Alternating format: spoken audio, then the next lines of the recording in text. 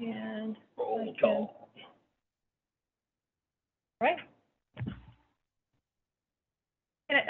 Brody and Tanya, you can hear us okay? Yes. Cool. Right, go for All it. right.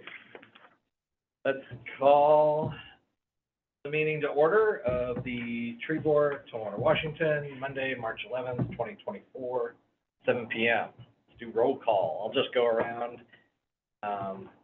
Start with myself, Trent Grantham here. Brent Chapman. Yeah, Almond. Mike Jackson here, Jim Sedor. Brody? Tanya? Brody Koval. Tanya Nozawa here. Alyssa Joneswood. I'm not a board member. Nobody absent. Okay. Any changes to the agenda tonight? Not for me. Okay. Approval of the meeting minutes from November 13th, 2023, December 11th, 2023, and February 12th, 2024. I move that we approve the minutes as written. Okay, is there a second? Second. All those in favor of approving the meeting minutes from November 13th, December 11th, 2023, and February 12th, 2024, say aye. Aye. Aye. Opposed? None? Okay. Carries. Approval of minutes. Number 5, tree board member reports. Do we have anything? Jim Sedor here. I had a conversation with, forgetting her name, Johnson, Kathy Johnson, the curator of the Olympia Foundation, Olympia Tumwater Foundation, concerning the Japanese magnolia that is now a heritage tree. She wanted to know if the city was going to put a sign on the tree designating it as a heritage tree. And I checked with Alicia, and she said that was not the practice. I told her that because the foundation, it's the foundation's property, they were free to put whatever signs they wanted on it. It sounded like they wanted to have a sign indicating the species and that it was a heritage tree. My understanding, there's some history that I don't know about why we do not sign our heritage trees. I believe there was a request that we not do that on a particular tree. It was for memorial trees, and we've extended the practice to the heritage trees. Okay, so there's a difference between a memorial tree and we have a separate list of memorial trees? I wouldn't say we have a robust list. We know where some are that have been planted as memorial trees over the years. Okay. For instance, there's one at City Hall for the 9/11 tree. Hello, are you here for the tree board meeting? Come on in. If you'd like to speak, you can sign up here, but you don't have to. So I'm wondering, what we have about 8 or 10 heritage trees now? 15, okay. I know that some individuals have got signs on trees. There's a tree on Little Rock Road across from the middle school for the Ferguson tree that the property owner, I believe, has put a sign on indicating that this was planted in memory of the Fergusons, who were pioneers in this area. And there's a couple signs over here in the library for trees that have been planted for Arbor Day or something. I'm wondering, I understand that it can be a maintenance issue for the city to provide signage, but I guess I'd ask Brent if the Capitol has signage for their unique trees. And is that a problem? Is that a challenge for you to maintain the signage? We've only had one stolen in 10 years, so I'd say it's minor. I just raised the question to the board as to whether it's worthwhile considering or planning on signing these trees in the future. Is that a decision that the city council needs to make, or is that something we can recommend? Or think that would be an operational decision by staff. I think it would be a recommendation, something we could look into, but certainly, you know, there's a cost and a maintenance associated with it. Yes. That would have to be ultimately. So that's my recommendation, but I'm curious of the discussion of the board as to how other board members feel. Maybe in this day and age with the information online, it's really not necessary.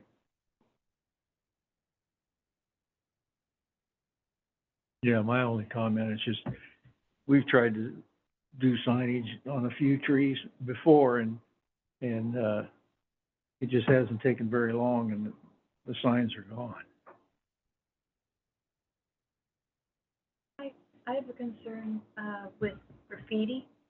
A lot of folks, when they see a sign or a plaque, it kind of pulls their eyes towards it, makes it more of a target.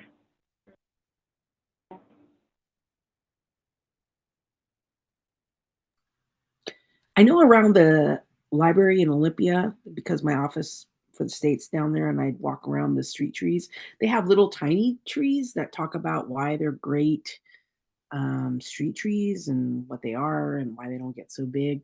So I think it'd be great because a lot of people, I know that, you know, because of the internet, you said because of the internet, maybe folks don't need it. There's a lot of generations that don't go on the internet that would appreciate the little signs. So I'm all for it. I think it's a great idea. Brody? Always got to take that, yeah. Go ahead, Bertie. Jim, can you clarify, is your recommendation for all of our heritage trees or is it for heritage trees on city property? And if it's for all, those that are on private property, who's your intended audience? Good point. Other than the Schmidt tree, I'm not sure how many we have on private property.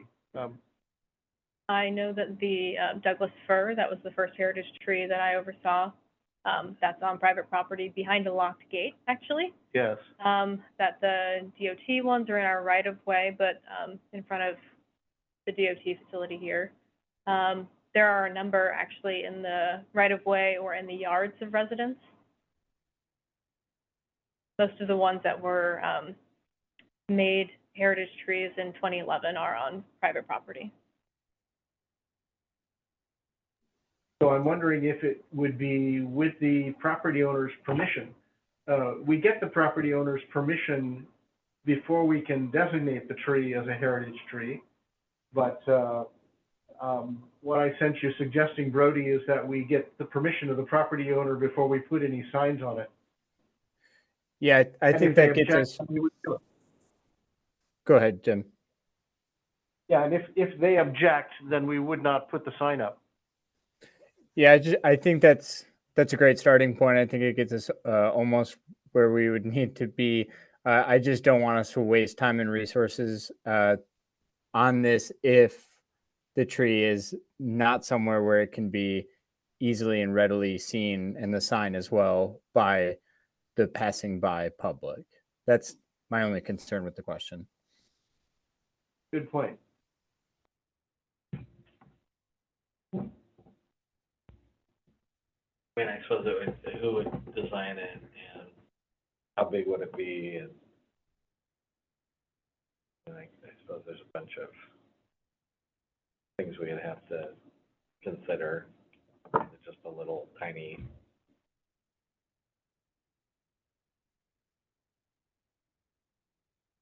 I suppose we could always recommend to see if the city council would approve. Maybe set aside a budget for that. And I would suggest that it's kind of an operations issue. Do they have a system for signing other things, and how would could they do something comparable to what they're already doing elsewhere? So it'd be up to whatever the city staff responsible for that operation would choose to do. I would think your communications department would have feedback about branding and consistency of messaging across the Tumwater community and good things associated with the city.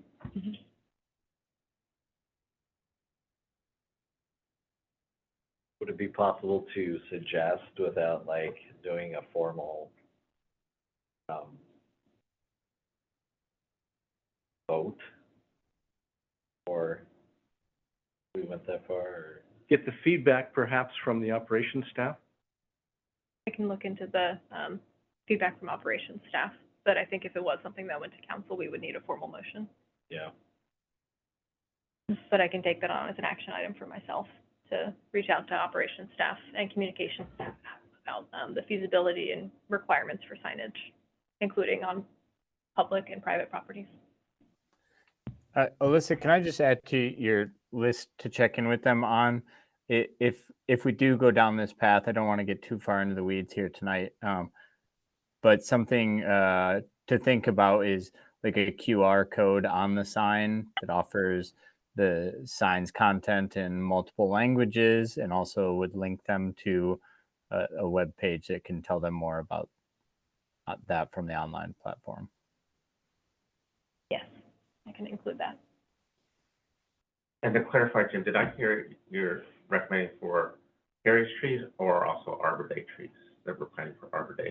Heritage. Heritage, okay.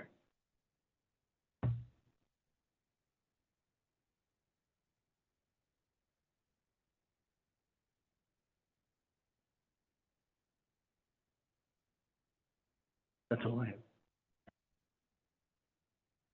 Anybody have anything else they wanna? Okay. Coordinators report. Good evening, everyone. As you saw today with all the different public comments that I provided you, we received, I think it was almost close to 60 different emails today from different members of the public who are opposed to the removal of the Davis Meeker Gary Oak that's on Old Highway 99. I have given the tree board in the past the forester's report, which described the extensive, the level 3 advanced assessment on the tree that was ordered following a large branch falling off of the tree due to rot earlier in the summer. I think I've shared with you all the process that it would be going through for the recommendation of removal. The city's urban forester, Kevin McFarland, has recommended removal. We work with Kevin for all of our tree assessments as a city. And the path forward for that removal is on the 21st of this month, there will be a meeting of the Historic Preservation Commission where they will hear a recommendation to delist the tree from the Historic Register. The tree is a heritage tree, but the process for delisting a heritage tree does not involve the tree board and doesn't require that the tree board hear that delisting process. It's purely administrative through the community development director. That being said, as you all know, we are working on changing code. So if that's something that you all would like to pick up and make some changes to when we pick that code back up, you can make those recommendations. There's a whole, as you remember, the code was for the tree removal, the tree preservation, tree and vegetation preservation code was about 50 pages long. So we have lots of opportunity to make changes. So the Historic Preservation Commission will hear that recommendation. Depending on what that outcome is, it will then go to City Council for them to basically ratify that decision from the Historic Preservation Commission to then start the removal process of this tree. No one is made happy by the removal of this tree. We all don't want to see it go down. It is a member of our community. It's been here longer than any of the settlers have. It's a special tree ecologically and emotionally to people. So this decision by the city, or the recommendation to the Historic Preservation Committee, has not been made lightly. That no one really wants to see this tree go down, but it is a hazard at this point due to the number of cars that go on this roadway. There was some information put out over the weekend that the removal of the tree was somehow linked to road construction, and I want to clarify that that is not the case.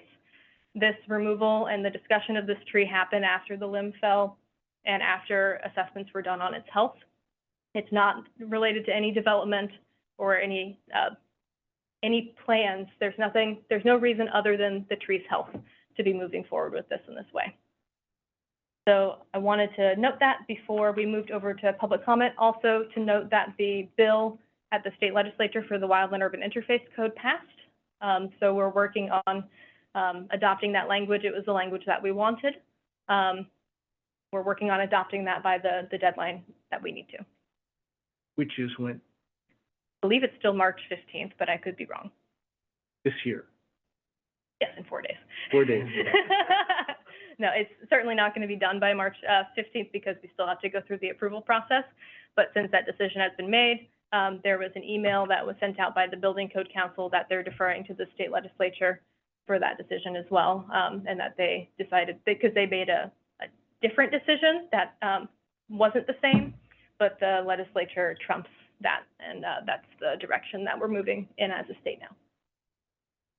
Yes. Yeah, you may not know this, Alice, but can you think about when we might be jump-starting our code review process? I know we put on pause as a tree board waiting for this outcome, but. Yes, potentially May. Oh, that's soon, okay. Yep.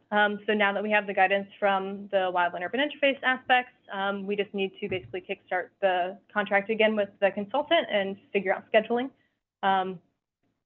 End of April is probably when we be done with that contract aspect, and then hopefully have something for you all in May or the coming months. But we're not trying to sit on it. We would like to keep going with the progress that we made and wrap it up so that we can work on other parts of the urban forestry management plan implementation. And just to clarify, that was both the street tree plan and the landscape code, or just? Three different sections of code. The tree and vegetation protection ordinance, 1608, the landscape code, which is 12-something, and the street tree code, and also finalizing the street tree plan. Comprehensive. Thank you. And that'll also include the street tree list, which I know is a topic of conversation for you all a lot. So finalizing a revision of that list as well will be part of that work. I appreciate that, I know Tamara was involved in the review and providing some feedback on that bill, so I appreciate their involvement. Worth noting that while the Meeker Oak is being recommended to be taken down, if we had not intervened and if other members of the community had not intervened about the Wildland Urban Interface Code, the tree would have had to go from that, as well as a number of others, because it was in the 100-foot area of the map, and there was a structure nearby. It was in the high area, so if there was any development that would have happened with the hangar, if they wanted to put in a permit, it would have triggered that tree needing to be removed from that code. So I'm quite proud that we were involved in that process, because we protected a lot of trees by being involved in raising the alarm bells about that code and the problems that we would have in terms of implementing it. And Brody? Yeah, I haven't taken a close look at the bill in quite a while. Do you know when it's taking effect? If there's no date specified in there, I think it's 90 days after passage. I just don't want us to get too far in front of it.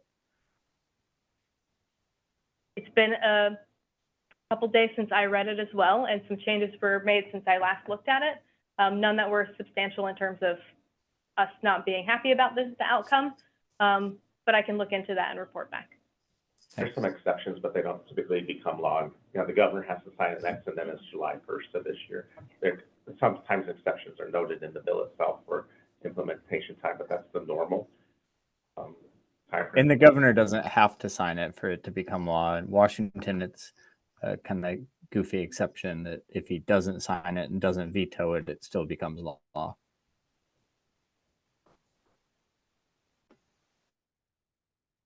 Is there anything else that you would like me to add, Dan or Stan, about the Meeker Oak?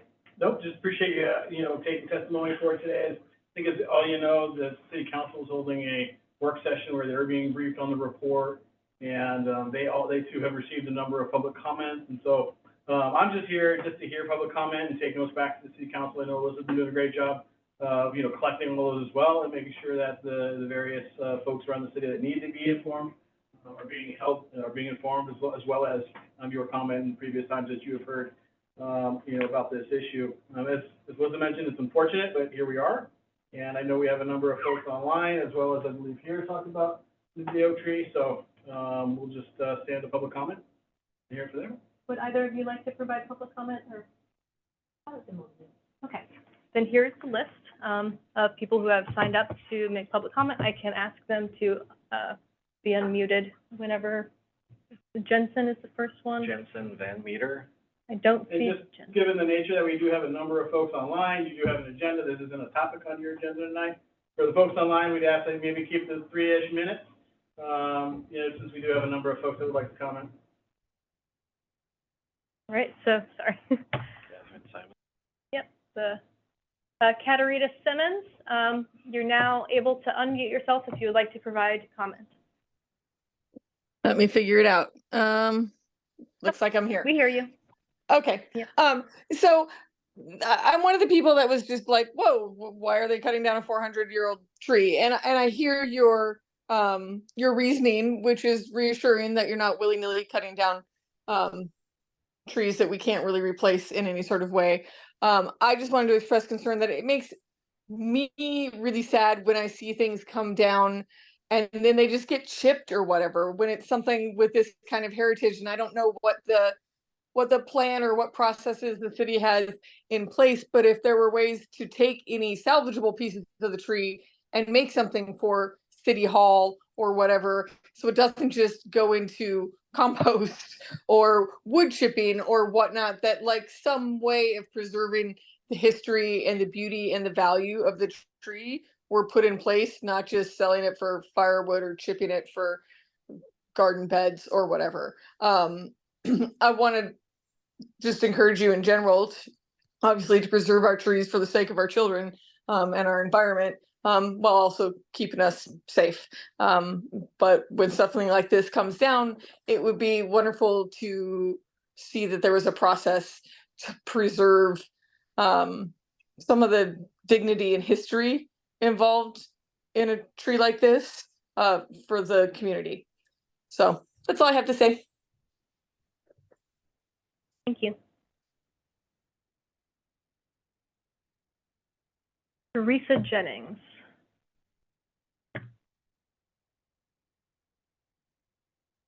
Teresa, you can unmute yourself if you'd like. I have no comments. I'm just following the process. Thank you. Okay, thank you. Jim. I see Jim and Ray. I also don't see Ray. So, do y'all happen to want to make public comment today? Okay. All right, that's our entire list for public comment. That was it. That was Okay. it. Well, thanks for participating. We have a Beowulf Brower. Let's see. Hi, Beowulf. You should be able to speak. Howdy there. I didn't realize the formatting and kind of submitted my request to appear here at the last minute, but I'm glad I made it on by raising my hand. As a preface, I'd like to thank the board for the work you've done in preserving trees by your efforts for the wildland-urban interface. If all else fails, many trees will live thanks to that effort. My name is Beowulf Brower. I'm an ISA certified arborist tree risk assessor for Washington State Parks. All opinions here expressed from my own do not reflect any official position of the Washington State Parks and Recreation Commission. My job is relevant because we manage more old growth and heritage trees than any other state agency. Our shop is located just south of the Oak and Miller Sylvania State Park. As such, we drive by it at least once a week and marvel at it. It's an awe-inspiring tree, and I expect you have received many emails to that effect. I'm not ready to validate its retention based on my personal feelings, but rather a review of the report submitted to this board. Let's begin, though, with the fact that nobody can dispute the prevailing wind direction. The wind measured by the Olympia Airport blows from an average heading to 206 degrees south by southwest. Flat and open terrain does basically nothing to buffer this.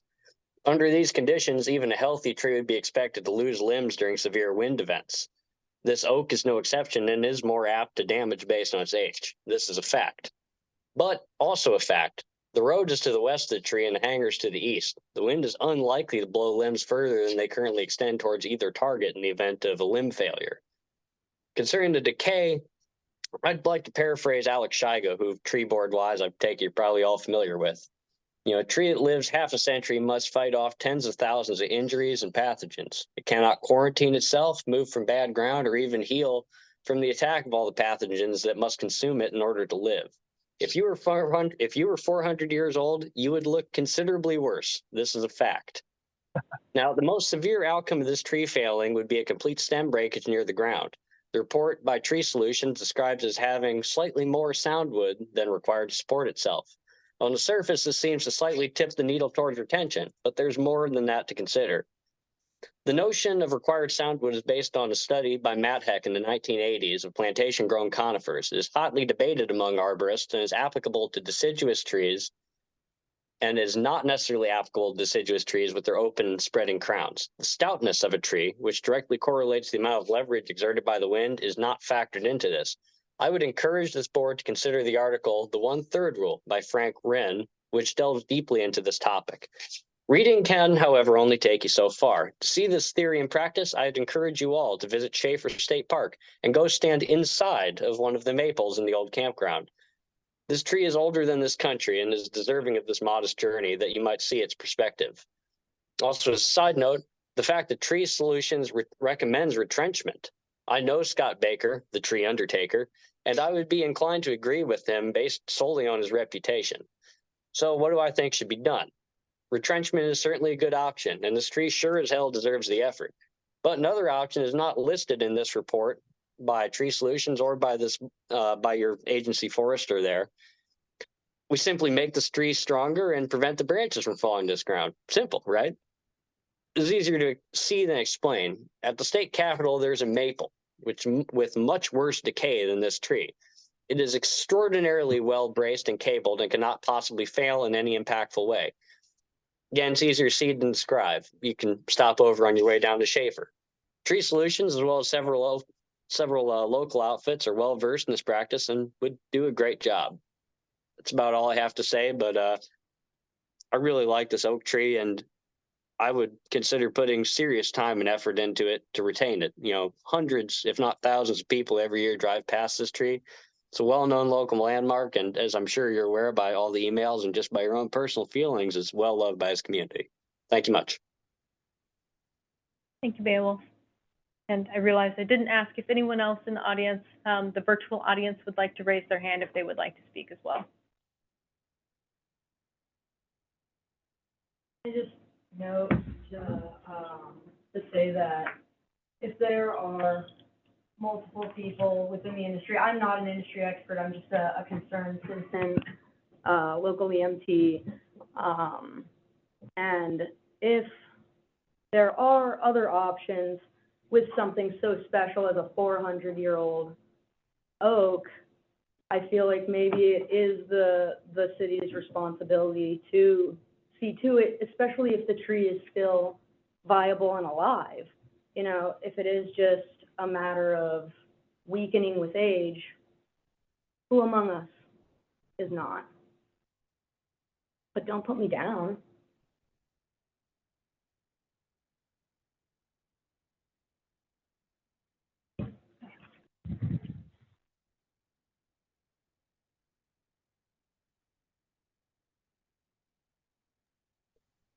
If this board is amenable, I might add one more thing related to that. Sure, go ahead. You know, if you had a family member who by some act of nature or God or something happened to be 400 years old, and you went to a single doctor and the doctor told you this parent or grandparent or great-great-great-great-great-grandparent is 400 years old and is ill and ought to be put down, you know, or put into hospice, I believe that any of you would be inclined to seek a second opinion. And I recognize that at least 3 different outfits have been brought in on this, but, you know, would it hurt to bring in a 4th and, you know, specifically instruct them? If we wanted to retain this tree, what would our options be? I expect they would bring up the notion of cabling and bracing, especially given that the stem facing the hanger is fairly sound. Even if it weren't, again, this is something that's easier to see than describe. The tree at the state capitol is braced not to itself, but to a guide post. Does this cost money? Absolutely. But the removal of a tree of that magnitude will also be not inexpensive.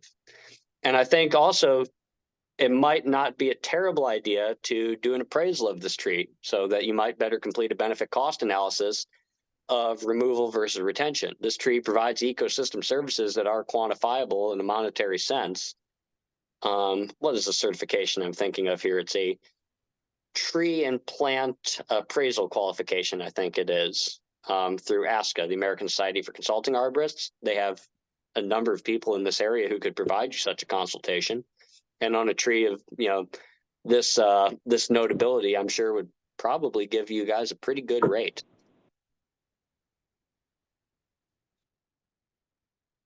Thank you, Beowulf. I see Cindy Cooper also has their hand up. Yes, hi. Cindy? Can you hear me? Yeah. I did want to make a comment. I didn't sign up, but I did just attend virtually the city council meeting where they discussed this at 6 o'clock. And I think it's worth noting that they are the body that's going to make the decision ultimately about the fate of this tree. So anyone having comments about how they feel about it or having good input for the council, you might want to direct your comments to Lisa Parks, the city administrator, or perhaps Joan Cathay on the board, on the commission. That would probably be a good place to put your comments. And just the other thing I would add is that no one has brought up the other possible option for this situation, which is moving the road to go around this tree and then remove the idea that it's a liability to, safety. I know at least 20 years ago, this tree was discussed by the Department of Transportation, and that's when that road barrier was placed there so that the tree would be accommodated. So I know that can be done. It's worth considering what the cost would be to move the road versus the long-term care and retrenchment of this tree. What would that cost versus, possibly looking at this other option? So anyway, send your comments to the city council. Thank you. Thank you, Cindy.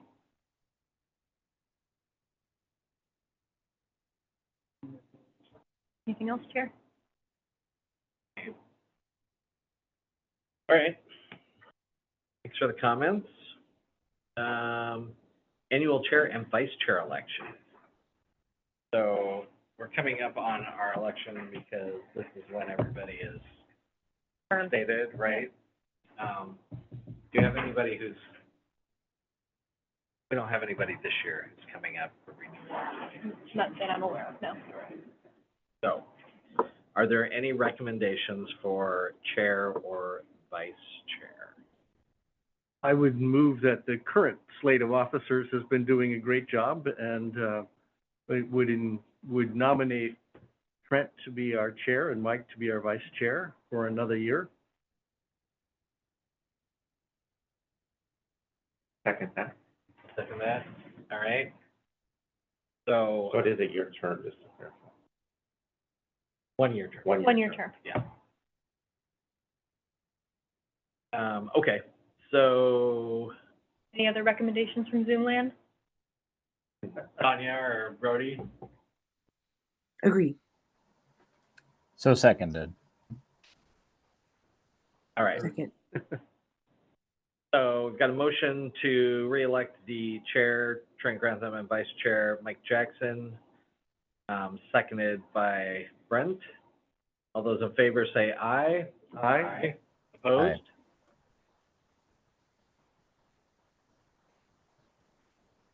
Tanya, did you vote? Yes, I said aye. Okay, all right. Is it working? It cut me off about 5 minutes ago. Can you hear me? Yeah. Yes. Perfect, okay. So motion carries. Mike and myself will have another year as chair and vice chair. Okay. Moving on to further city-owned tree inventory community urban forest maintenance plan. Are you gonna go through that? I can, whatever the board would prefer. If you'd like me to scroll through it and give you my highlights, if you have already read it and you have particular questions that you would like to discuss, however you would like to proceed, I am happy to Well, it accommodate. sounded like Jim read through it and had a few questions. Do you mind just kind of giving us an overview, and then maybe we can address Jim's questions? I had a question as well when we get to it. Perfect. So as you all know, this was grant funded. We got a $40,000 grant from the Department of Natural Resources, Urban and Community Forestry, and we matched it with $20,000 of tree fund city dollars to fund this work. This project accomplishes, or at least advances, 6 different actions in the Urban Forestry Management Plan, so some progress made right there. You all are included in the thank you page. And I have some areas that I have highlighted as being areas to go over. Something that's worth noting that was confusing to me when I first read this, maybe I'm just a strange person, but I'm not used to using the American ton. This report refers to the American ton, not the metric ton. So whenever there are references to carbon dioxide sequestered or stored, normally that's referred to in the metric tons, but here it's in the American ton. So not the same number. Wanted to highlight that.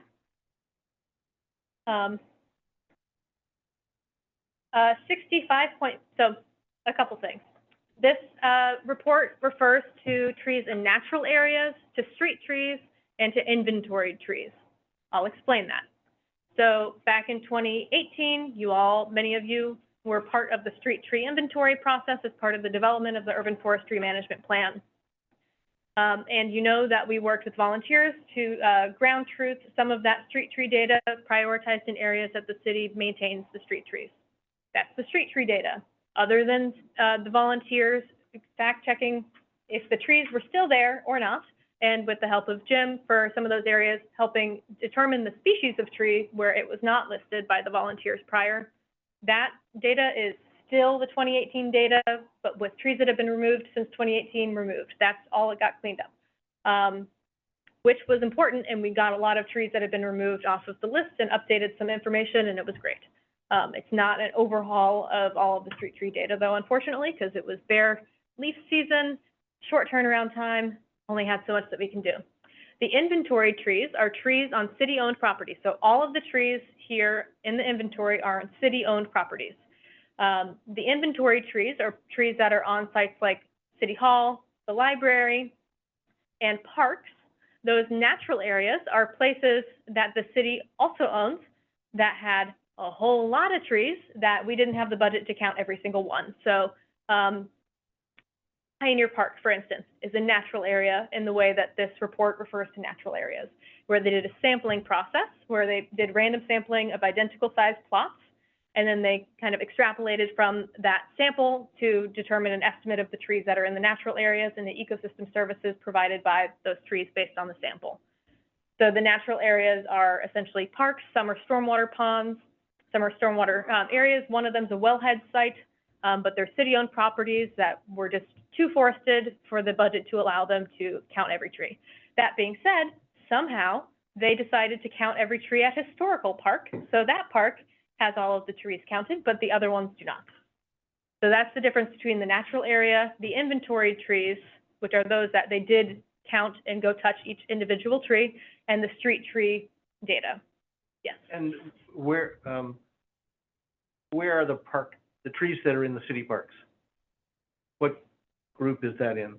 So with the exception of heritage or historical, they're natural areas. Oh. But the facilities are inventory trees. So City Hall, library, historical park are inventory trees. But collectively combined, they become the trees on city-owned properties. Pioneer Park, T Street Park, that's just natural areas. Natural areas. So all parks. Not all parks. No. So I'll get to the list of those specific sites that are natural areas.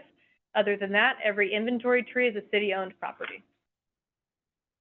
So in this, the inventory trees, so that's where they went and measured and touched every tree on a parcel. 65.1% were in very good condition. Collectively, those inventory trees store a lovely amount of carbon, and they looked at the iTree Eco to estimate the ecosystem services for those inventory trees and iTree Canopy for those in the natural areas. And they also looked at susceptibility of pests and diseases, and 95% of the trees that were inventoried as part of this and the street tree work prior are susceptible to 44 emerging pests and diseases, which they have a nice long list of. So I'm going to focus on these areas that I highlighted today, if the mouse decides to work with me today. All right. Of the natural areas, 87% of the sampled trees are in fair or better condition. Tumwater's natural areas also quite a bit of carbon that's stored. In terms of the benefits, something that we really wanted to make sure was clear in this is the nexus between stormwater and trees and the benefits that trees and forests provide for stormwater management. So that perhaps we can use some stormwater funds in the future to manage our urban forests, especially because there's going to be a new permit requirement regarding tree canopy permit for stormwater. This report looked at the different ecosystem services that are calculated using iTree. There are additional ecosystem services and benefits provided to other species that are not part of the iTree model that trees and forests do provide, but aren't estimated within this report. So this looks at stormwater, at air pollution, at public health related to air pollution, and carbon sequestration mostly.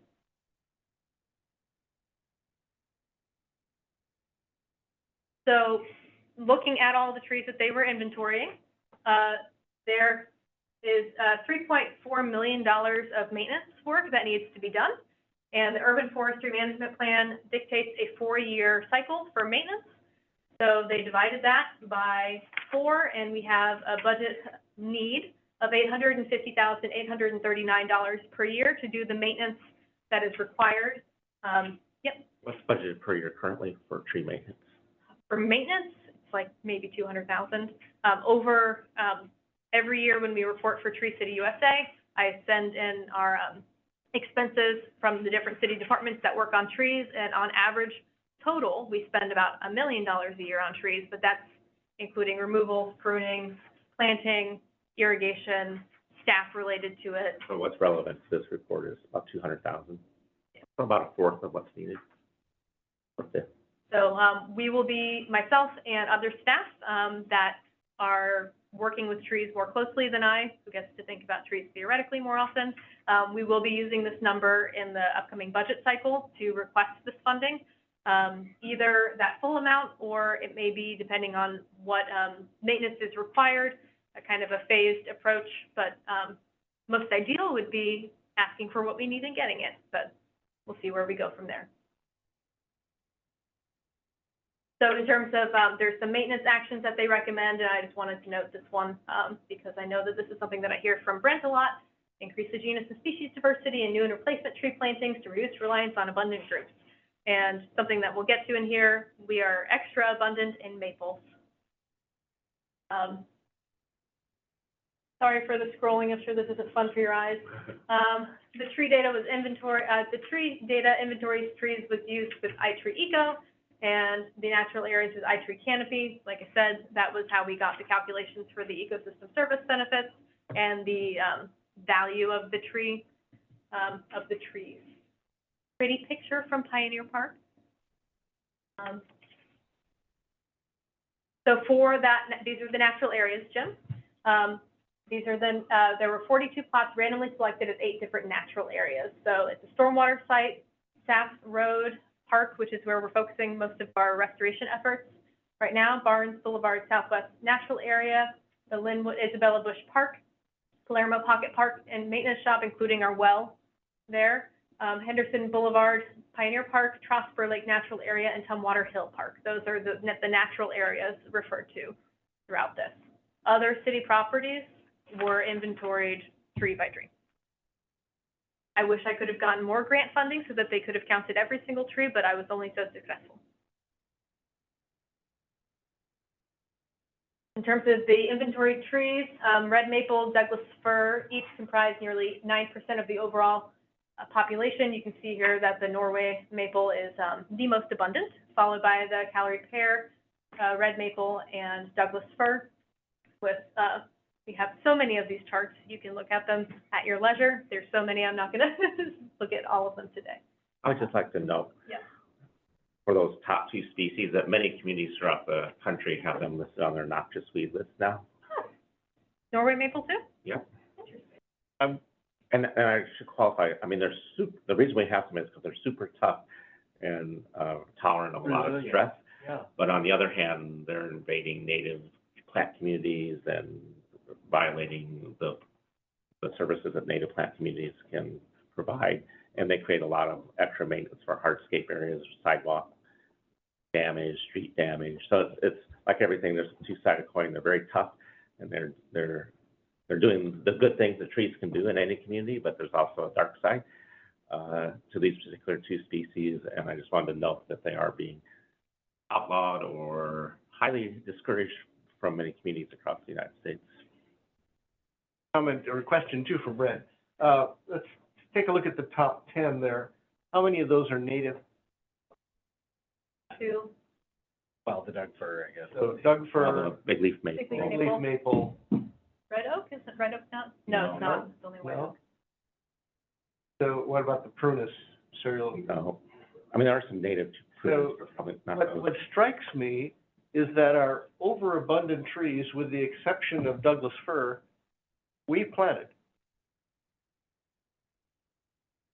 So the people, the city, the Home Depots, the nurseries, have replaced, even within 150 years of us settling this part of the world, we've replaced the native trees, predominant by a long ways, with non-native trees On city-owned property. on city-owned property.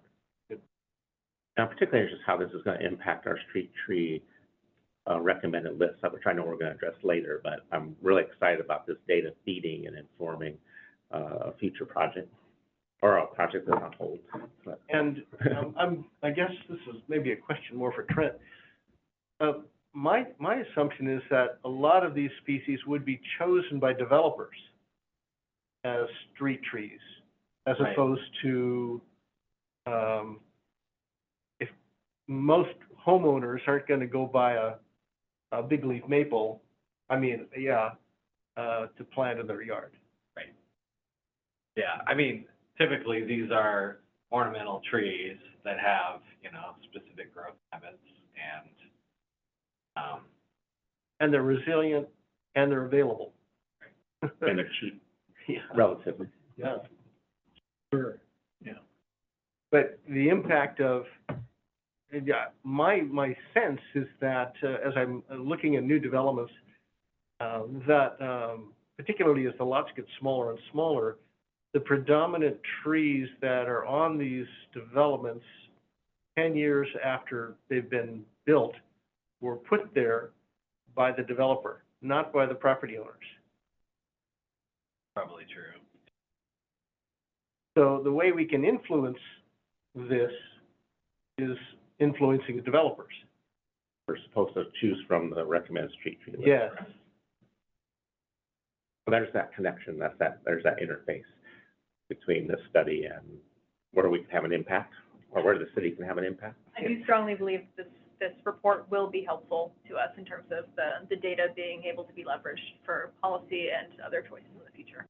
It's just incredible to me that Suga heterophylla western hemlock's not on the list. Native Not tree. surprised. Or street in public areas. Well, I mean, it probably covered 20% of the land here before humans moved in, and now it's not even on the list. I don't see a lot of hemlocks around here, though, but that's more of a, Maybe they indulged. Little wet. Well, it's not really the They built it. area for it. Yeah. right, Yes. It'll grow here, but yeah. I've got them in my development, so, You've got the woolly deltas? no, I know. Oh. No, I've got the western hemlock. Okay. Rumor stuff. The City of Tumwater inventory, am I speaking over someone? No, I was just gonna say the western hemlock is one of our most vulnerable native species for climate change because of their, Their state need for tree. water. Yeah, it's our state tree. Yeah. The inventory tree resource, so not the natural areas, include a mix of 110 unique species, with 19% of those species native to Washington. Like I said, most prevalent, Norway maple, Callery pear, red maple. Together, those make up 34% of the overall population. In the natural areas, there are 16 different species, which are dominated by big leaf maple, Douglas fir, red alder, and western red cedar. Here you can see the tree population in natural areas, number of trees, the percentage of trees. This is relative to the natural areas, not the total number of trees. Is it too late to ask for modifications to the report from the? We've asked for one today, so they're going to have to make one. But to piggyback on Jim's, or somebody, I think it'd be good if we could asterisk which ones are native species, and footnote it so that other people might have the same question that are reading the report. For all the charts where the species are, Yeah, they've done it here, of course, but, well, is it marked out which ones are native? well, this is their list of, This is natural areas, Oh, not I'm sorry. necessarily native. I guess I'm assuming that what's in the natural areas is predominantly native. I think that's true, but it's not called out. I can ask them to do that. Hemlock shows up. Yeah. But Ilex aquifolium is certainly, and there's another noxious weed that. Madrone. Well, So again, maintaining diversity in the public tree resource is important. Dominance of any single species or genus can have detrimental consequences in the event of storm, drought, disease, pests, or other stressors. I hear from you all, so I wanted to make sure that I highlighted it to make sure that you knew that you were heard too. Recognizing that all tree species have potential vulnerability to pests and disease, urban forest managers long observed a best management practice that no single species should represent greater than 10% of the total population and no single genus more than 20%. The Norway maple exceeds this rule at genus level. Maples represent 31.2% of the overall population. I've started to talk to the engineers and ask them, oh, you're planting new street trees based on our list. Please do not choose the maples. for multiple reasons. Mirasett subdivision took out 31 maple trees because of sidewalk damage I think Tanya's neighborhood did too. I remember seeing a, and replanted with No. maple. yeah. Go figure. Yep. The exact same species. No, no. Yep.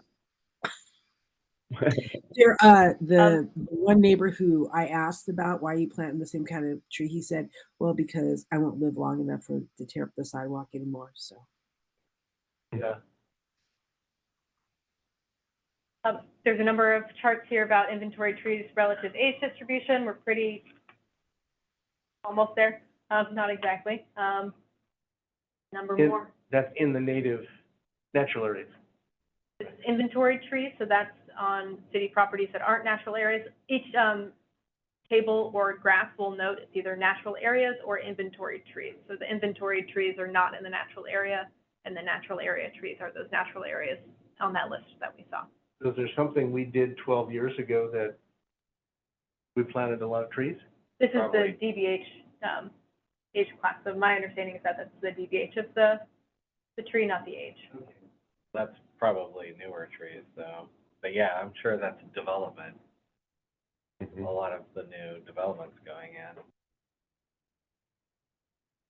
More of those that go into the particular species and the ideal age distribution. So, woo, a little fun there in the 6 to 12 inch DBH. And even more. Big leaf maple, so we had some species or some individual trees in the natural areas that were particularly huge, so I just wanted to note. Big leaf maple, we had 122 inch DBH, 42 inch DBH Douglas fir, a 68 inch alder, and a 81 inch western red cedar. In the case of the big leaf maple, the iTree Eco only goes up to 100 inch DBH, so some of those measurements might not be as accurate as they could be because this tree's just too darn big. It's not actually too darn big, it's just beautifully large. Too big to make for Too you. big for it to measure. It's interesting they're correlating age with the diameter of breast height because there's not always a linear relationship between.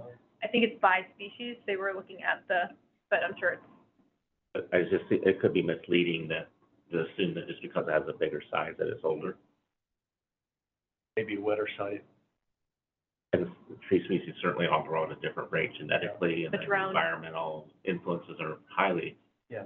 variable. So, and it just looks a little deceiving to me to have those underneath that heading of age, and saying age is based on diameter.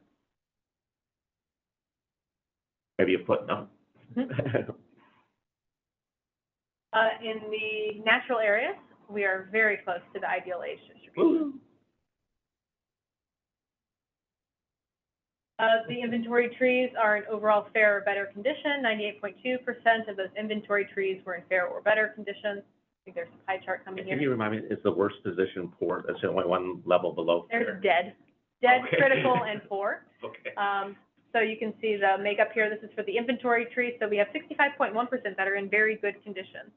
23.4 in good, and then 4.8 fair, less than 1% poor, less than 1% dead and critical, and 4.9% excellent. In the natural areas, we have no very goods, but we have 47.7% good, 39.3% fair, 6.7% poor, and 6.2% dead. I'm assuming they use the same criteria. It's strange that there's no very good in the natural areas. Yeah. They're using standard arborist tree rating. Is that just because a lot of those are just dead or native and pruned or maintained, so? Could also be here, they went and touched every single tree. Here, they touched random trees and random samples and may have missed some excellent, very good trees that just weren't part of those randomized plots. So it's not to say that we don't have any very good or excellent trees in the natural areas, just that they didn't fall within the random plot selection. Thing in there on the sample plots of what kind of sample it was? Yes, there is details about the size of the sample and how it was selected. They did a random selection. I asked them to redo the random selection once because they were dropping the plots in a lot of areas that didn't have trees. So I asked them to run it again with another random sample, and it ended up being on places that did have trees. So randomized, but asked for it 2 rolls of the dice before we got to the one that worked. Then they have this relative performance index, which I'm not going to get into depth, but lots of content here and tables for you to peruse at your pleasure. The current replacement value of its Tumwater's inventory tree resource is almost $12 million. That's pretty wonderful, I think. Another fun table. There are many fun tables in here. Urban forests have an important functional benefit, providing oxygen, filtering out air particulates, carbon sequestration. So kind of queuing us up for this section, the iTree analysis and benefits. Including energy benefits of trees, which were not calculated here.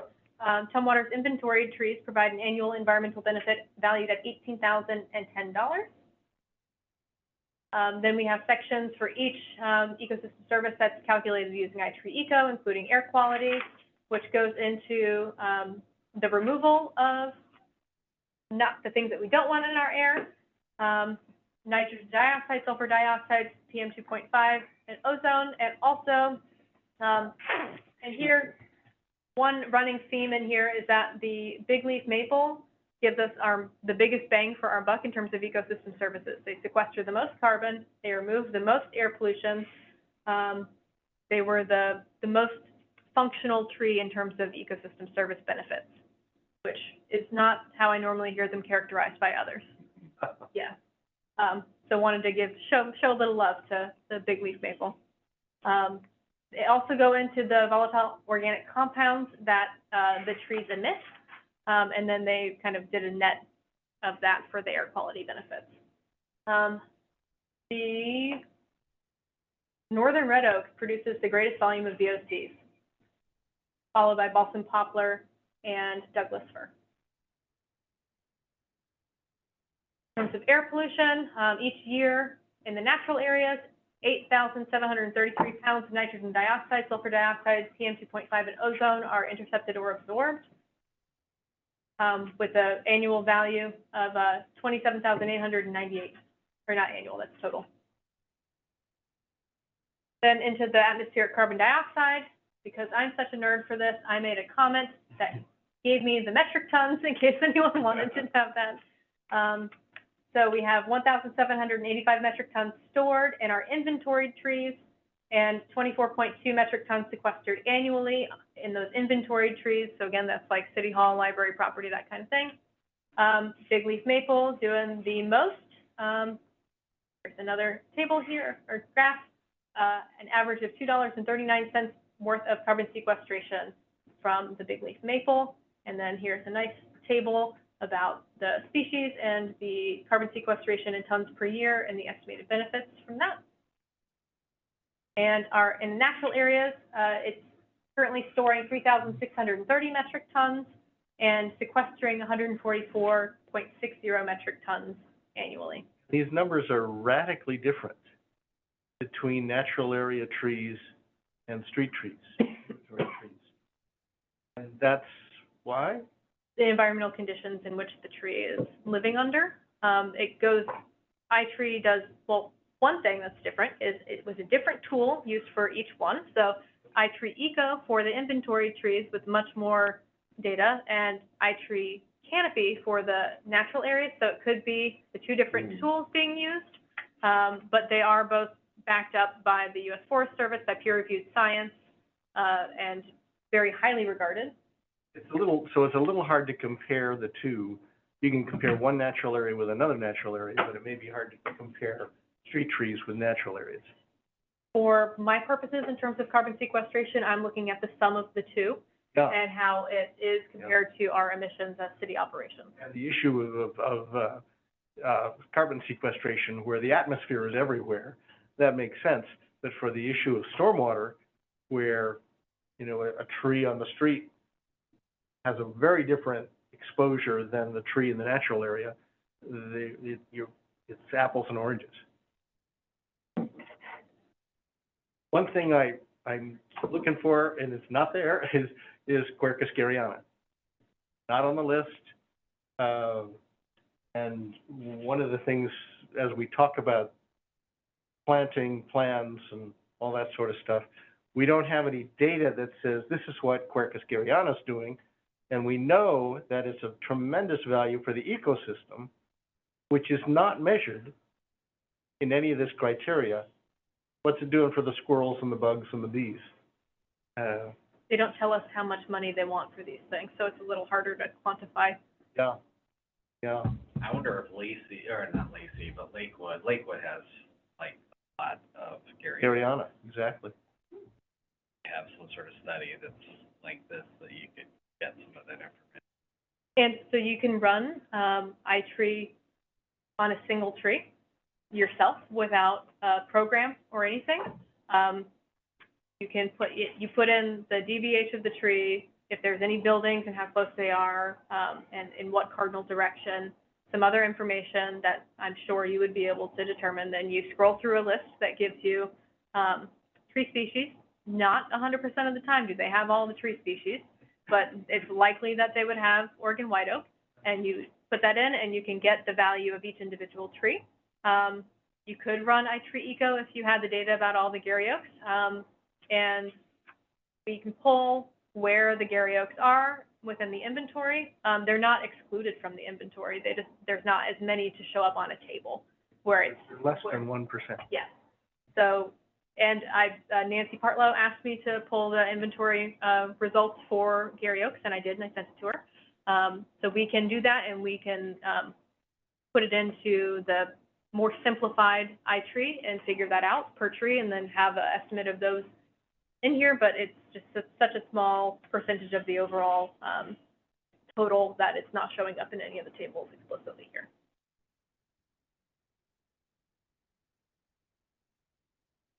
Then we have our stormwater section. Tumwater's inventory tree resource is estimated to contribute an avoidance of more than 829,870 gallons of stormwater runoff year, 172 gallons per tree. And again, big leaf maple doing work. It's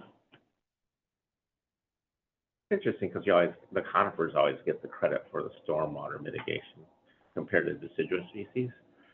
This one, according to iTree, was the species that was Oh, doing. maybe it's all that licorice fern and moss that's absorbing all that water, Could be. not letting it get to the ground. It's also based on the size of the leaves, which of course a big leaf maple. But in the wintertime, when we get most of our rain, there's no leaves. You can see here, $8.70 worth versus the western red cedar, $3.44, Doug fir, $3.08. So work, and then here it is by species And this here. is still stormwater This is still category. stormwater, yeah.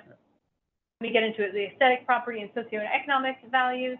And like Jim was saying, wildlife habitat is a value that is provided by trees and forests, but it's not as easily quantified in a way that iTreatEco can just run with. I don't know if you all remember, but my master's thesis was about cultural ecosystem service values and those things that are hard to monetize, and how to get data to help add to the numbers figure. That wasn't something that was in the scope of work, but one of these days when I find myself with spare time, I'd love to do that. But there are benefits that aren't included in these dollar figures: beautification, comfort, aesthetics, shade and privacy, wildlife habitat, creation, a sense of place and history, which we heard a lot about in those public comments today about the Gary Davis Meeker oak, human health, reduced illness. Trees give us a lot more than we can count. Providing critical habitat as well. So then we have the annual benefits of the most prevalent species. I promise I'm almost getting to the end here. Of the most prevalent inventory trees in Tumwater, bigleaf maple is providing the greatest overall tree benefit of a whole almost $18 per tree, which I'm sure you couldn't even buy it for that much at a store, but still, fun thing to know. Here we have the inventory tree resource. So you can see here that the avoided runoff is actually the largest piece of the pie. Carbon sequestration being a little more than a quarter, and pollution removal a little bit more than a third. And that's for the inventory trees. That's the value per tree, which I just thought was fun. The Doug fir is second highest at almost $7. Again, that number does not account for every special thing that trees give us. Currently, Tumwater invests $1 million a year of total investment. 25% is for administration, 20% for pruning. Here's your answer to your question with actual numbers on instead of just in my memory. 10% irrigation, 10% removal, 15% inspections. The remaining 20% goes towards litter cleanup, tree planting, and maintenance, infrastructure repair, liability claims, pest and disease control. So that information was pulled from all of our Tree City USA data that we have been submitting for almost 30 years. When you say pruning, do you think some of that is like damage due to storm? Could be. Yeah. This is actual cost, so this is not necessarily like we budgeted to trim X number of dollars, but this year we might have had to find some other source of money that didn't account. Like we go over budget with the tree maintenance every time. We never ask for enough, which was another major reason for why I felt it was important to do this, so that we can ask for an accurate amount of money instead of just like, I think it'll be this much, and then we end up needing this much more and scrambling. So if we can start with the right resources to be able to respect the tree resource, then hopefully we can have a better program. Are there benefits of scale? The largest percentage is administration. And if we had one tree, we certainly wouldn't have your position. But if we have 500,000 trees, we have your position. If we have 1,000,000 trees, we have your position.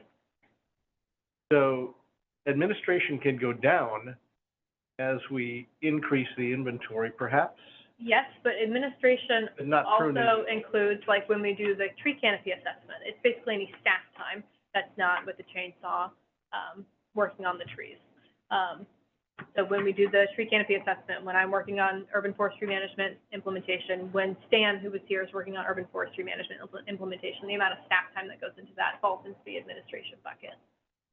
So you could have 1,000,000 trees, and we could do a little or a lot of the urban forestry management plan implementation, and it would be relative to the kind of list that you would want staff to do, which could be irrespective of the number of trees. Right. Speaking of, so I know this is a sidebar, but what's the status on our urban forester proposal? Yep, so I had a meeting last Thursday, with the nonprofit. Or whatever the title's gonna be. Urban Forester, it'll be Urban Forester. And they are having a meeting tomorrow with the Forest Service to see if they can count our, state environmental health disparities index.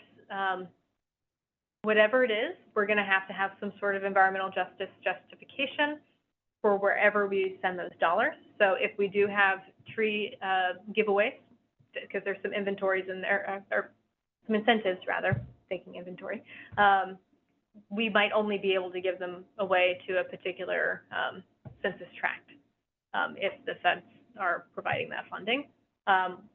The argument is that hopefully if we can use the environmental health disparities map, we have one census tract of the city that is an 8, so that's considered high, and then using the EPA environmental justice screen tool, kind of like the rest of the city has air quality impacts.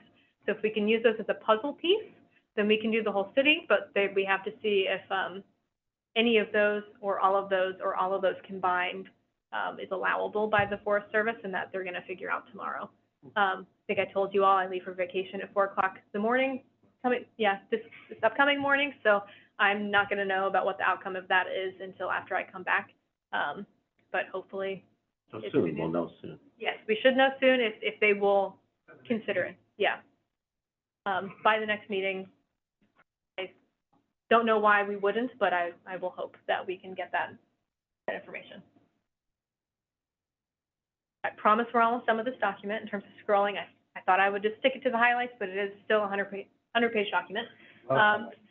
There are 95% of the trees, of the inventory trees, are susceptible to pests and pathogens at a cost of $11.3 million. We need to follow integrated pest management, which I don't think that we have a citywide IPM plan right now. Person who used to do the county IPM plan is now on our team though, so maybe they'd want to do that. Here's a list of all the different pests that they looked at and the number of trees that are susceptible or not susceptible, the replacement value, the leaf area, etc. There are a few. 7.3% of our inventory trees need some sort of maintenance, and 14% had a primary defect. So we have the recommended maintenance of the different trees, the primary defect of the trees, and this is all data that I can pull from TreeKeeper and give a list to our maintenance folks, tree maintenance folks specifically, and I've already started to do that so they can have pinpointed locations for where, okay, today we're gonna work on cracks and seams.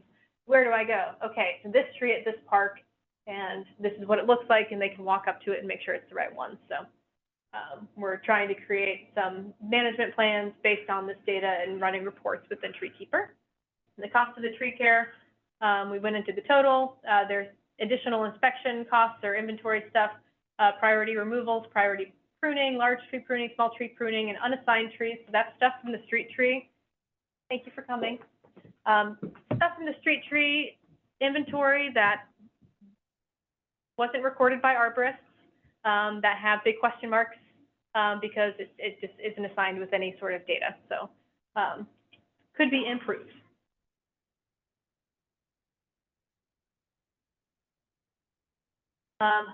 And then there's a per year cost for all of these different ones. So for inspection costs, it would be $41,770 per year.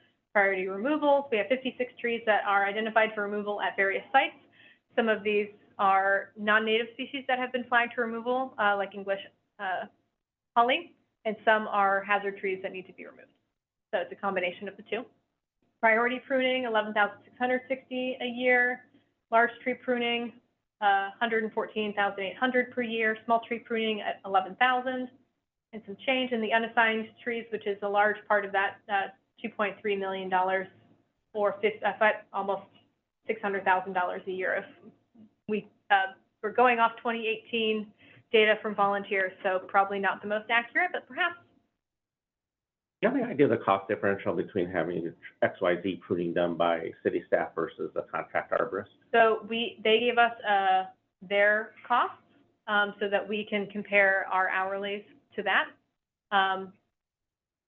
We did not do that analysis in here, but I promise you it is something that the park staff is thinking about after they got. Even have the capacity to do all this work. So If the money was there, do they have enough staff to do it all? likely no. Then you'd have to contract out, and is that more or less This expensive? is estimates. The estimates are based on what Davy Tree would charge. Gotcha. So this is like essentially the prevailing wage for this kind of work is what I was told. We would likely be able to do it for cheaper, but we don't necessarily always have the equipment, and we don't necessarily have the capacity Right. and staff right now. And one of our the longest working parks employee, who is a certified arborist that works for the city, is retiring at the end of this month. So we're losing a very valuable team member that would have been really rock star at this work. So we're more short-staffed than we had been before. So,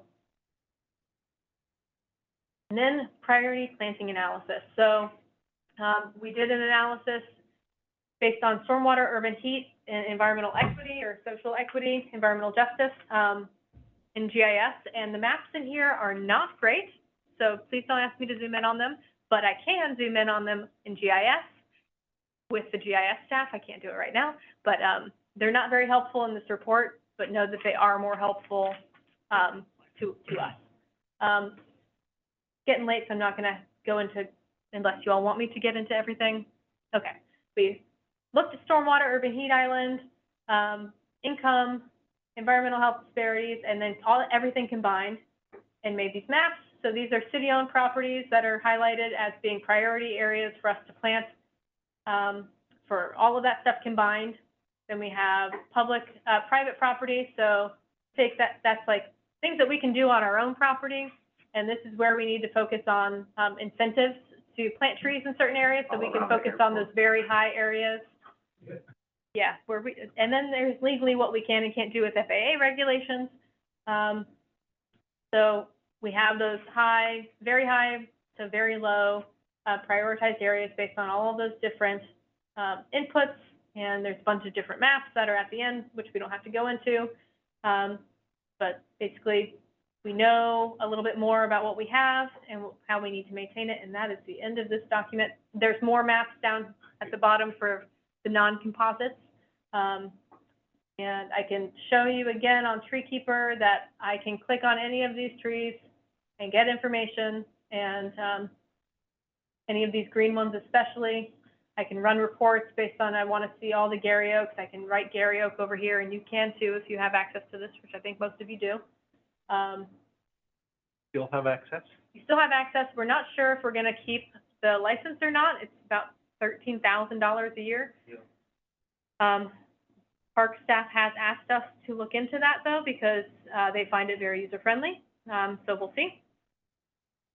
But that is the city-owned tree inventory and community urban forest maintenance plan. I'll be working on a final report when I come back from vacation and submitting that to DNR, along with our invoices or requests for reimbursement, and that's that project. Good job getting to the finish line. Yeah, take a deep breath. I mean, not only tonight, but the whole report. Yeah. And the whole process, working with grant money and. There was a reference in this isn't on this report, on the Meeker thing, to collecting acorns and somebody's growing them. Is that city staff?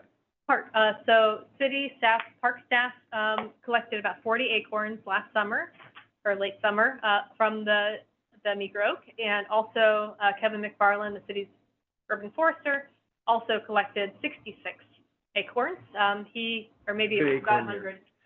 Yeah, so acorns have been gathered, kept in cold storage, and or started in pots that are the offspring of that particular oak, with the intention of planting or giving it away to people who are going to promise forever that they're going to take care of that tree and have the right place to put it. We'll work on that agreement with the lawyer, with the city attorney. Or put them in parks. Or put them in parks. Yeah, there is talk about putting more Gary Oaks at the Trails End Park. And I heard, but I don't think I can't share other news yet. It's not mine to share, but we might have another place to plant them as well. Oh, is this the pocket gopher mitigation law? Was that announced? It's in the news. Oh, great. We got funding from the state. I didn't know if it was public or not yet. We got funding from the state general fund to buy prairie land for gopher, pocket gopher mitigation. They don't really like the Gary Oak, is my understanding. They don't like trees at all. So it might not be the best place for it. Has the location been chosen? I think part of Tickner Farms is the intended location. You know, I've only ever heard it referred to. So I don't know. What's it close to? In town? Within the city limits. It's got the right soil. It's within city limits. It used to be a How farm. many acres? As much as we can get for the amount that we have, which I think was about $2 million.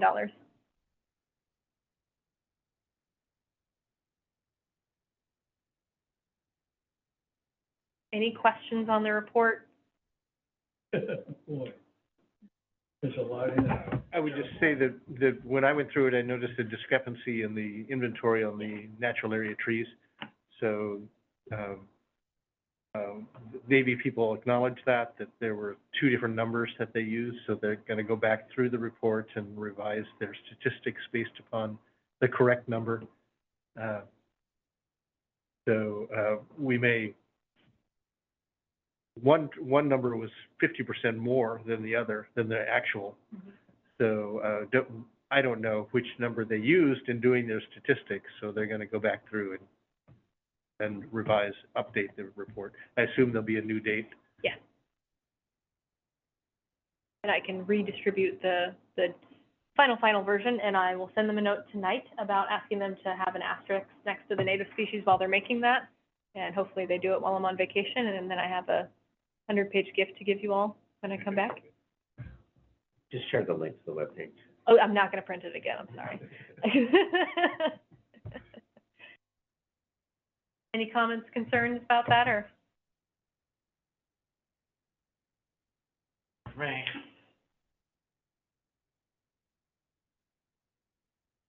So our next meeting is 4/8/2024, which is 2 weeks before the Arbor Day thing, right? The Tickner Farms is the land around Black Hills High School. Right. Oh, okay. Yeah, that's the one that's in, because that doesn't have a tree on it. Right. 17 Doesn't have one residential tree. units were originally Oh, so planted it's on the here. backside. 200 different family name than what. 292 acres. Yeah. Hear the engineers chirping back there. One thing that I didn't update you all on, and I didn't know how long public comment was gonna go tonight, so I didn't know if I would bring you the updated, and I didn't print it tonight, but I can email it to you. Thank you, Brody, for your recommendation to have the traditional cultural uses. I reached out to the Squaxin Island tribe and got a tribal member who also used to run the community garden there to provide beautiful insight on every single species. So I added that to the handouts. I had to make the text a little smaller, and I provided a citation to the tribal member who provided that information. So we got a primary resource to give us that information. So those have been revised, including taking away the moose and the bows and all the other fun typos that were in there. So those should be good to go. Nice. Have you got the trees for Arbor Day, or are you gonna pick them up later? I'm gonna pick them up just before, because I don't have a place to, at my old job, when we did tree giveaways, I have baggage from us buying the trees and not everyone taking all the trees, and then me putting the trees in the public works yard, and then people turning off irrigation and them dying. So I'm just like, I never want to leave them where people could move them. Or I know that it rains here, but I still can't do it. Yeah. I don't want to run that risk. So I'm going to pick it up basically the night before. I got one of the trucks. I'll put it in the yard and bring it that morning. And no one's going to move them or keep them shaded or anything. Yeah, we already talked about the next meeting. Okay. Well, if there's nothing else, I'd like to, I don't want to keep her up any longer than I have to, but I wanted to mention a couple of things. Because the code was brought up, that we're gonna be getting back to it in May. But we've got a client up in Edmonds, and I've always said, because I've worked with these codes for about 25 years in different cities. And the city of Edmonds has got a heck of a code, okay? And this guy has had a lot for a number of years, and now he decided he was gonna build on it 2.5 years ago. And he couldn't get a building permit because the city code, he had a dogwood on the lot. And I've always said that, boy, if you don't have deep pockets to go after these people in a lawsuit, you might as well just work with the code and make it work somehow. Well, he thought it was extortion, and it basically was, because he wouldn't give him a building permit because he was gonna have to remove that tree, and the mitigation, the removal was unbelievable. Well, he sued the city of Edmonds, and this is a 2.5-year deal, and about a month ago, finally went to court, and he won. So now, thinking of the code, is now he's going back because, hey, he lost a lot in the last 2 years. And so it's ongoing. See what the attorneys now agree to pay him, the city, to pay this guy. But it's just over one tree. It was a dogwood. The other thing I wanted to bring up is that the county code, is changing, and it's being voted on March 19th, this month. Those son of a guns, because I just got the code where I could read it, but they have switched to 100 units per acre. And on a development, you can work something out. On a single lot, you got maybe you got 3 lots, that are maybe a half acre. But when you go to 100 units per acre that you have to save or plant, and then their definition of planting is a 2.0 seedling. That shouldn't even be considered. Yeah. Because it'll die. Yeah. But then they raised the code for a tree. They've got, instead of trees, got significant trees, they got landmark trees, which is any tree above 24 inches. And then they got heritage trees, anything above 40 inches. And of course, they assign a big number to those trees. Those weighted. But the thing is, this Blomberg development where they're gonna grow the marijuana, Yeah. you go out on that lot, well, it's a larger lot, but they had a patch of trees out there that we were able to save and get them to save because they didn't really need it. They aren't going into a bunch of houses. They were able to build the building over there. Heck, under the county rules, shoot, we've got such big trees in that little lot that heck, to get 100 units be no problem. And it gets into the reasonable thing of, here are guys trying to develop and do a decent job. And man, when you go to the code and you got to strictly, the people, on the other side, the city, just looking at the code period, it's a mess. So anyway, when we get to that thing, just keep in mind what this does, because, this 12 trees per acre, we tried to change a long time ago. Yeah. We couldn't get it changed. And, in the Blomberg thing, hey, the 12 trees per acre works fine. Because even though it's 10 or 12 acres times 12, blah, blah, blah, hey, we've got the trees, they're right there. And if it was being developed in tracts, it wouldn't work. So anyway, just keep that in mind, because boy, in May, because we haven't seen anything, because those guys have been on hold, basically. So I don't even know whether the County. the people that are developing this thing, what they've even got for us to look at.